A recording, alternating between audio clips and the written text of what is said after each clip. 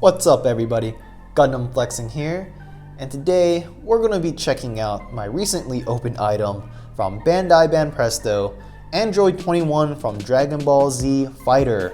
Now this is a character based off the Dragon Ball Z video game released in 2018. This product was released around 2019 and you could catch it for roughly around $50 to $60.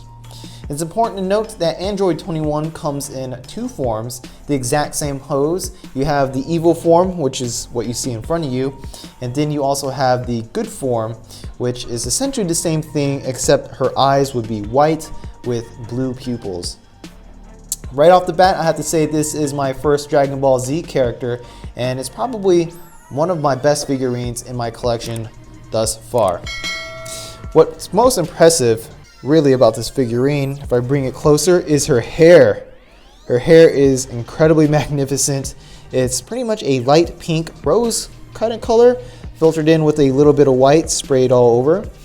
It is such a huge portion of this figurine, and I think it's just incredible. The plastic, when it comes in the wrapping, is actually bubble wrapped.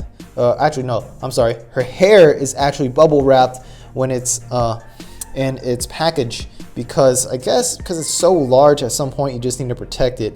The good news is that because this is hard plastic, the tips of it are quite sturdy, so it would actually take a lot of force in order for you to damage it.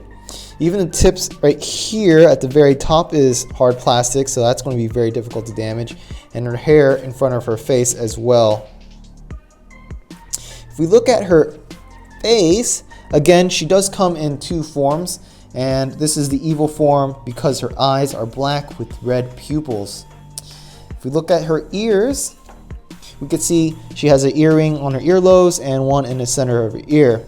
Now the earlobes, I would have to say, just messing around with it, this is probably the most vulnerable piece on this figurine. However, because it's in such a difficult position, it would be quite hard in order for you to damage it. Around her neck, she also has a ring, and it's very similar to the Sonic rings, and it is static and it will not move. I mean, move as in like turn and twist around the neck. You could sort of like wobble it up and down. And this ring is similar to both her hands or her arms. Essentially, she has two rings on each arm.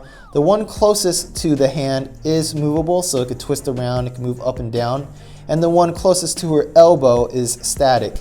And that's the same with the right arm. Right there, that's movable. And this one is static.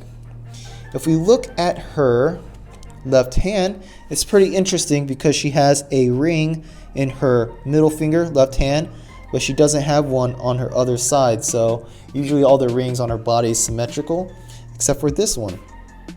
I think the hands are done pretty well. You can see the creases, not as much, but it's not a big deal. And I think the nails are also painted on very well. If you look really close, and this isn't something like a deal breaker or anything, if you look really close, you can see the lining of the molding process of this figurine. But then again, I'm not sure if the camera could capture that. You could probably barely catch it. It's not a big deal. It's just something I noticed. And if we look at her right hand, same thing. I think the nails are painted on very well. I think the articulation in her hands are pretty good, sufficient. One of my favorite portions about this figurine is just the way the body is sculpted. So I'm trying to get it into the right light, but you can essentially differentiate the muscle group, especially the ones in her abs. And the way she's posed, it actually stretches her across like that. And I think it's pretty cool just to be able to see the muscle group being engaged in this sort of pose. One thing I think would be really cool is we just made her a little bit more shredded, just added a tad bit more striation. I'm not talking about like IFBB Pro kind of deal, but just give her a couple packs right there. That'd be pretty sick. If we look at her back, you can see the striation in her back muscles, her lats and whatever, especially now that she pulled back both her shoulder blades. You can see the line in her spine too.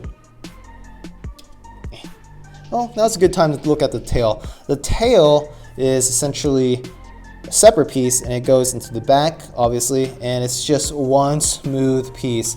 And what makes this figurine a little bit different from Kotobukiya is that the Kotobukiya figurines come in multiple pieces, especially in regards to the major limbs. But however, this one, the only assembly, quote unquote, that's required is just really the tail and in the base. I think like Kotobukiya's, what is it, Black Panther, one of his arms you have to assemble, and one of the legs you also have to assemble into the main body.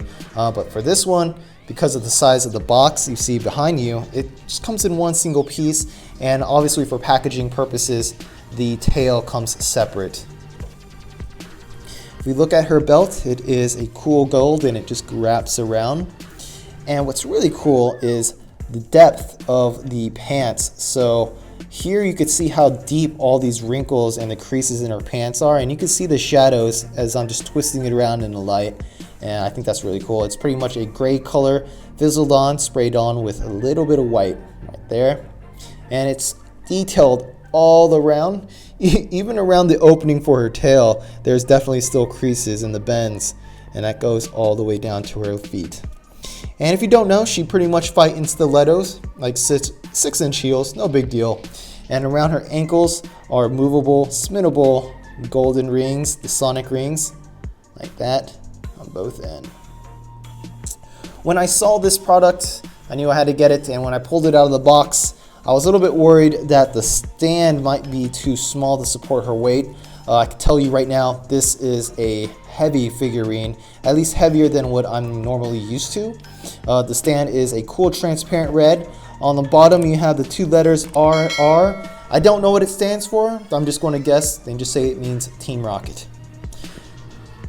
Has two pillars because of the weight of the figurine. From the bottom all the way to her leg, and then the second one goes from the bottom all the way to her hair, and that's pretty evident because the hair is not only super big, it's also like one of the heaviest parts on her body. So it does have to support it on its own right there, as such. Again, as I mentioned, this Android 21 has two forms, evil and good. I strongly prefer the evil one because her eyes look just so much better.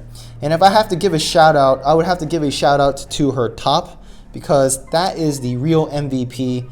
Looks like it's super struggling, trying to not to snap itself. That's how tight it on. That's how tight it's on.